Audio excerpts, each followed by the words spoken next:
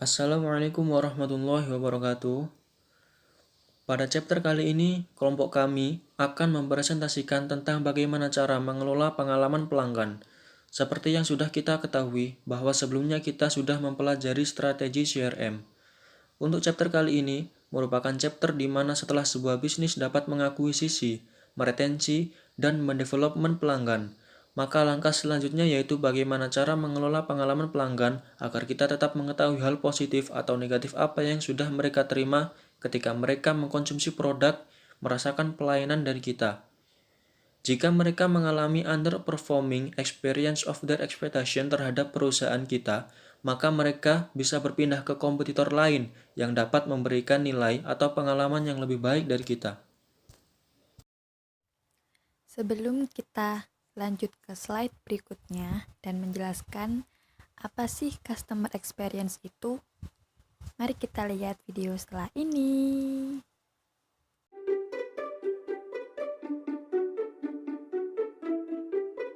My name's Doug Baker. I make sure that all of the technology in our restaurants and our corporate offices work the way they should. In the UK at McDonald's, we employ over 110,000 people across 1,270 locations. We average about 3.7 million customers on a day-to-day basis. Customers not only want significant quality in their food and excellent service, they also want an experience to go with it, and the environment that we offer our customers has also grown and changed significantly to what our customers are telling us that they want. Technology has grown in our restaurants in the last 5 years. The use of technology in the restaurant is now something that the stores rely on. How we support that, how we make sure that technology continues to work is probably our biggest challenge. When we choose an IT provider, we actually like to term them as partners. We want partners who have the strengths in the fields that we need, have the team and the right kind of approach to what we do, but at the same time we also look for someone who has the right kind of ethos to work with us. O2 fit well with McDonald's for probably 3 reasons. They have the same priorities and the same understanding of a customer and what they believe the customer needs that we do. They partner with us in terms of supporting us to understand what we need to do as much as what we want to do. And lastly, simply because they have the expertise and the ability in their teams to work with us as a part of our team to ensure that we grow and have what we need for the business. O2 provide to McDonald's in the UK our mobile phones through our corporate offices. They provide to us our WAN and LAN management into our restaurants. They provide to us digital technology in terms of analytics and the ability for us to utilise some of their key platforms like Priority Moments. And ultimately, the one our customers know O2 best for in our restaurants is they provide our free Wi-Fi. O2 Wi-Fi is an essential part of the offering that we have to our customers. We don't expect our customers to look for our Wi-Fi, we expect them just to be able to connect to it. They expect to be able to walk into a restaurant and have an easy and simple process that enables them to get online. And O2 have made sure that we've always kept that consistent enablement. We have super fast broadband in our restaurants now. We have improved management of our infrastructure. The number of users that we have doubled in the last 5 years and continue to grow. And therefore, the technology that we continue to receive from O2 needs to adapt and change to allow us to do that. We're about halfway through a major deployment of what we're calling Experience of the Future. We provide our customers with a tablet that we mount on the tables that just allow our customers to browse, to play games for the kids, to be able to check the news, to be able to check their email. This enables us and brings to the customer a significant change to their experience and how they interact with us. We've made significant changes to the way we deliver both quality food and menu choices to our customers. We know our customers want more than one option when they come into our restaurants, and enabling their ability to order through self-service kiosks, as well as being able to approach the counter and talk to our crew in the way they would normally do, means that they have much more choice. That, alongside the significant improvements we've made to our environment, mean that over the next year our real target is to make sure that we've deployed to the rest of the estate and that we continue to deliver what McDonald's has always wanted, which is a consistent approach to our customer. We always look for the most secure way to allow us to do that, and we do that not only to make sure that our customers are able to do they are, but also to protect the environment that we have. We're a family-based restaurant, and as such we want to ensure that everybody in our restaurant can enjoy the experience that they have, so security is key. O2 Recycle is quite simply the process that allows us to take all of those mobile phones that we don't use any longer or don't need, send those back to O2 so that O2 can manage and recycle them for us. It's something that we're very happy with. It's a very simple process, it's easy to use, it's great because I'm confident that the devices that we can return are disposed of securely. We don't have to worry about data. We don't have to worry about remembering how we manage those devices. And I can't really fault it. In McDonald's, it's exciting times, and especially in IT.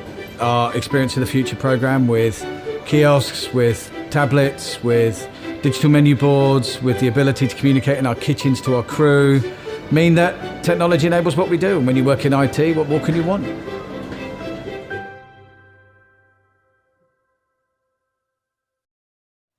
Nah, teman-teman, setelah kita melihat video tadi, dapat kita ketahui bahwa McDonald's telah berkomitmen untuk terus-menerus memperbaiki operasi pelayanan mereka dan meningkatkan customer experience mereka.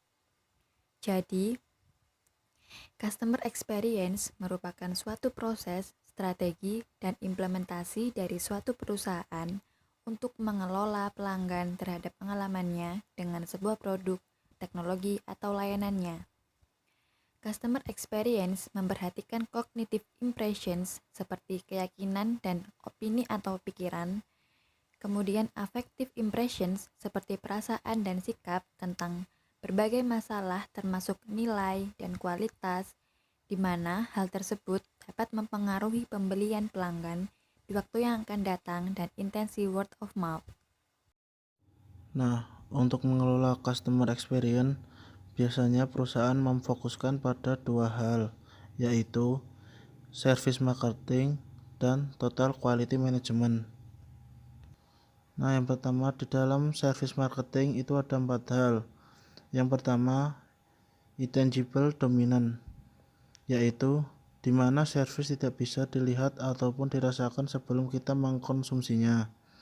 Sebagai contoh, seseorang yang sedang melihat konser Raisa tidak bisa mendengarkan suara Raisa jika mereka belum melihat dan mendengarkan Raisa perform. Jadi, pada jasa, pengalaman merupakan atribut yang hanya dapat dialami dengan mencoba atau merasakannya terlebih dahulu. Untuk yang kedua, inseparable. Tidak seperti barang yang dapat diproduksi dalam satu waktu dan tempat, lalu dikonsumsi nanti dan di tempat yang berbeda. Service diproduksi dengan dikonsumsi di suatu waktu dan tempat yang sama. Dan sebagai contohnya adalah kamu bisa membeli ayam geprek di outlet geprek Bensu di Gresik dan mengkonsumsinya nanti waktu sampai rumah di Surabaya. Berbeda halnya dengan jasa, di mana ketika kamu pergi ke dokter gigi, kamu akan diperiksa dan merasakan pelayanan secara langsung di tempat itu juga. Dan yang ketiga adalah heterogeneous. Tidak seperti barang yang dapat diproduksi kembali spesifikasinya dengan tepat, atau jasa tidak bisa. Sebagai contoh, pada suatu saat, sebuah penyanyi terkenal bisa perform dengan baik dan sempurna kemudian meninggal setelah itu. Setelah meninggal, maka penyanyi tersebut tidak bisa tampil menghibur audiensnya kembali atau penggemarnya kembali. Dan untuk yang keempat, perishable adalah service tidak bisa disimpan sebagai inventories atau dijual di lain waktu. Berikut ini adalah case study The Kiwi Experience. The Kiwi Experience merupakan perusahaan travel khususnya untuk pelanggan yang suka backpacker di New Zealand. Tidak seperti kebanyakan tur pada umumnya, The Kiwi Experience memberikan sebuah keunikan tersendiri di mana pelanggan bisa mengikuti, meninggalkan, dan join kembali dengan turnya kapanpun mereka mau. Pelanggan Kiwi Experience tidak bisa membeli tiket dari A ke B saja, tetapi mereka membeli seluruh pengalaman yang menggabungkan akomodasi, travel, masuk ke wisata, perusahaan wisatawan lain, dan pengemudinya. Setiap pengalaman pelanggan memiliki potensi untuk menjadi unik, bahkan di antara mereka yang sedang traveling yang sama. Setelah service marketing, selanjutnya ada TQM. TQM adalah Total Quality Management. Dan TQM itu sendiri merupakan pendekatan terstruktur untuk manajemen bisnis yang bertujuan untuk meningkatkan kualitas produk dan proses dengan mempelajarinya, feedback yang objektif dan sistematik dari stakeholder dan termasuk customer. Total Quality Management menggunakan tujuan zero defect dalam manufaktur, di mana hal itu terbukti sukses untuk mengurangi biaya dan meningkatkan kualitas. Model ServQual mengidentifikasi 5 dimensi dari kualitas service, yaitu RATER. Kepanjangan RATER adalah Reliability, Assurance, Tangible, Empathy, and Responsiveness. ServQual Plus mempertimbangkan emosi, interaksi peer-to-peer, cara pelanggan menggunakan produk, hubungan antara supplier dengan pembeli, komunikasi, dan cita merek. ServQual sendiri hanya mempertimbangkan apakah ekspektasi customer dari dimensi RATER telah terpenuhi selama service performance. ServQual Plus melangkah lebih jauh dan menganggap customer experience sebagai sesuatu yang lebih besar dari hanya evaluasi kognitif dari kualitas layanan. Customer experience memiliki 3 konsep, yaitu touch points, moment of truth, dan customer engagement. Yang ketiganya akan kita bahas di slide-slide berikutnya. Touch points merupakan inovasi dalam metode interaksi yang dilakukan oleh perusahaan untuk mempermudah komunikasi dengan customer dengan menggunakan perangkat sistem digital informasi, atau bisa disebut tempat interaksi perusahaan dengan customer. Nah, pada slide ini terdapat brand touchpoint, di mana brand touchpoints ini memiliki 3 tahap. Yang pertama ada tahap pra-pembelian. Dapat dikatakan sebagai salah satu tahap paling penting dari proses pengambilan keputusan konsumen, karena disitulah konsumen mengakui bahwa mereka membutuhkan produk atau layanan melalui iklan, media sosial, pencarian internet, dari mulut ke mulut, dan pengalaman orang-orang terdekat. Yang kedua ada tahap pembelian konsumen. Konsumen mengevaluasi informasi yang mereka dapatkan sebelumnya di pra-pembelian. Touchpoint selama tahap pembelian ini terjadi lebih langsung. Artinya, dapat ditemukan di toko atau kantor, melalui tim penjualan, katalog, web, e-commerce, dan lain sebagainya. Pada titik proses pengambilan keputusan konsumen ini, touchpoint mereka menjadi perbedaan antara keputusan untuk jadi membeli atau tidak. Dan yang terakhir ada tahap pasca pembelian. Tahap ini merupakan proses pengambilan keputusan di mana retensi konsumen menjadi vital, seperti survei kepuasan pelanggan, jaminan produk, layanan, dan dukungan pelanggan pasca pembelian, program loyalitas, dan bahkan proses penagihan. Semua titik kontak atau touchpoint semacam itu memungkinkan perusahaan untuk mempertahankan hubungan antara konsumen dan perusahaan. Selanjutnya ada moment of truth. Moment of truth terjadi selama customer berinteraksi pada saat touchpoint. Moment of truth harus mampu memberikan pengalaman yang berkesan kepada customer agar mereka selalu ingat dan setia dengan produk atau perusahaan kita. Sebagai contoh, ketika kalian datang ke rumah sakit, kalian pasti ingin dilayani secara baik dan profesional. Jika ada petugas yang tidak bisa memberikan penjelasan yang meyakinkan, maka kalian akan merasa ragu untuk melangkah ke tahap berikutnya, atau bahkan tidak mau datang lagi ke rumah sakit tersebut. Yang ketiga, customer engagement. Customer engagement terjadi ketika relasi antara perusahaan dengan customer sudah terbangun dengan sangat baik. Customer engagement dapat membentuk ikatan antara perusahaan dengan pelanggan dan mendorong loyalitas mereka kepada brand atau perusahaan dalam jangka panjang. Terus, bagaimana perusahaan dapat meningkatkan berbagai jenis keterlibatannya dengan pelanggan? Di slide kali ini, ada 4 indikator yang dimana sebagai tolok ukur penilaian perusahaan dalam meningkatkan berbagai jenis keterlibatannya dengan pelanggan. 1. Involvement, yaitu keterlibatan aktif membutuhkan aktivitas pelanggan di berbagai saluran atau touchpoint. 2. Interaction, yaitu fokus dengan apa yang customer lakukan saat touchpoint. 3. Intimacy, yaitu merupakan emosional yang terlibat antara interaksi pelanggan dengan produk. 4. Influence, yaitu keterlibatan pelanggan dalam mengumpulkan informasi tentang suatu produk atau layanan.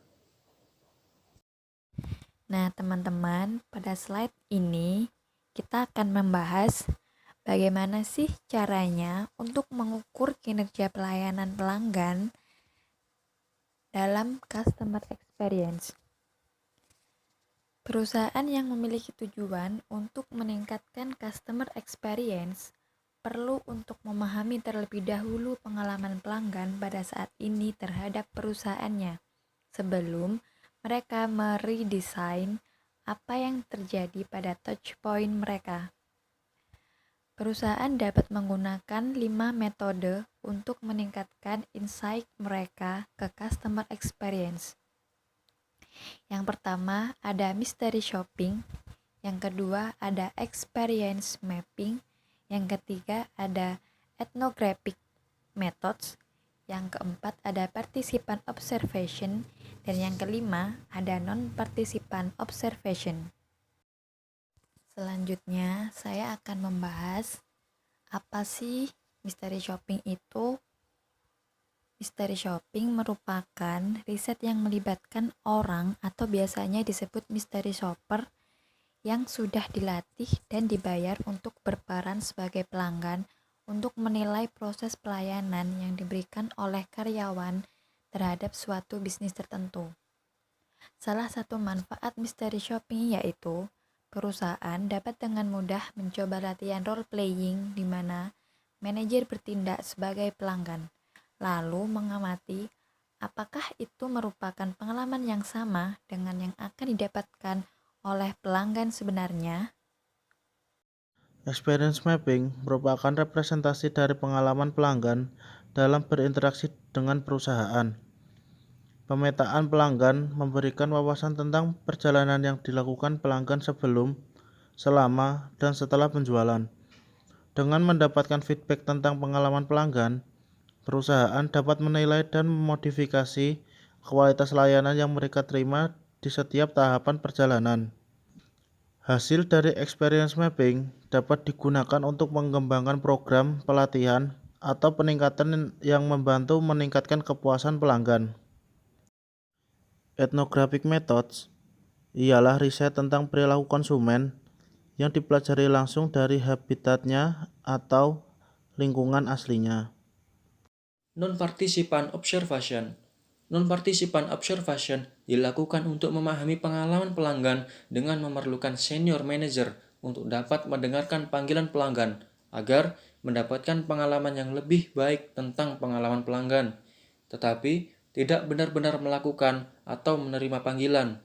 Dengan kata lain, seorang manajer dapat mendengarkan informasi dari seorang karyawan atau kru yang sedang bekerja. Selanjutnya adalah participants observation.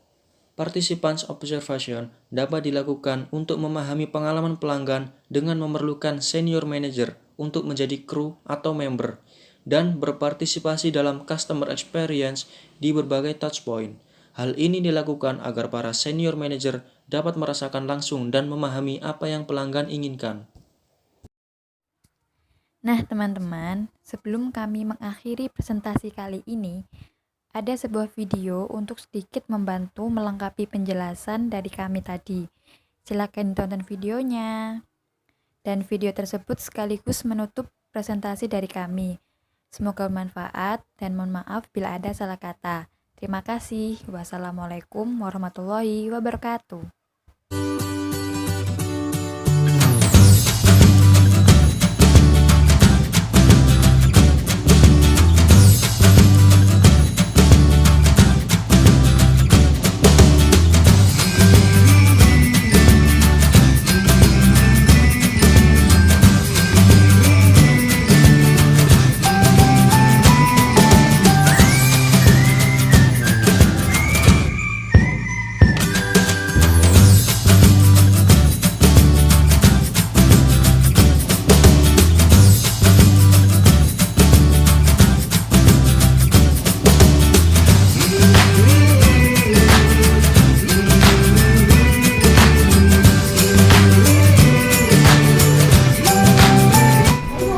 kebetulan saya juga berkantor di daerah sini.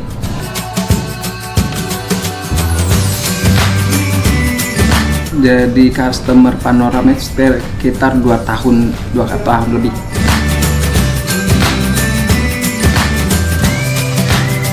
Belum pernah mencoba sih selama ini karena saya sudah merasa nyaman dengan pelayanan yang diberikan oleh staf-staf Panorama Grand Indonesia.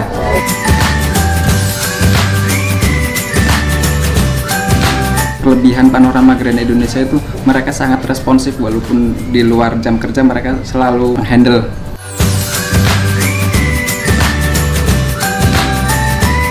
Dari penilaian saya kasih nilai 4 agar bisa selalu memberikan pelayanan yang lebih baik lagi.